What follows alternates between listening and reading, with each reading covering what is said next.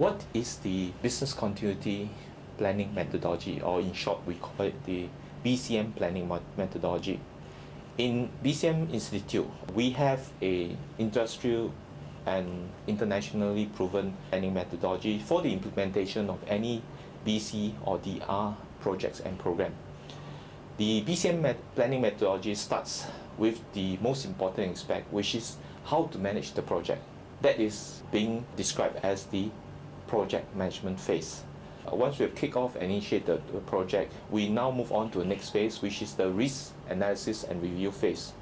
In this phase, we spend time identifying the threats and the impact to an organization, and the details will, again, for each phases will be elaborated in a subsequent discussion. Once we finish the risk analysis and review, we move on to the next phase, which is to identify the critical business function and the minimum resources needed to continue in the event of disaster.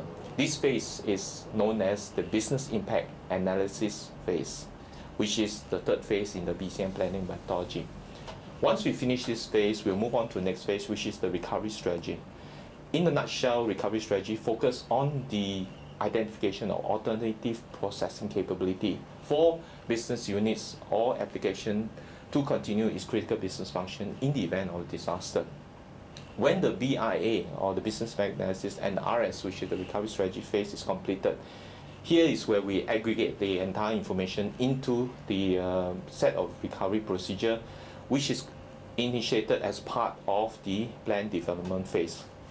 In the plan development phase, we have the entire recovery plan being put together into one document at the business unit level and also aggregated at the corporate-wide level. Once that's done, the plan is now ready to be tested, and we now move into the next phase, which is called the testing and exercising phase. When we complete the test and exercise that is needed, depending on the maturity of the organizational program itself, we will move to the last phase, which is called the program management phase.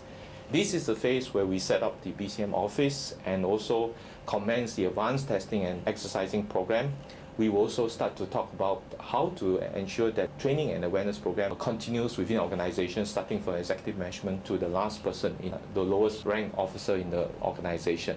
And last but not least, how do we ensure that this plan continue in years to come without having to restart the project once again?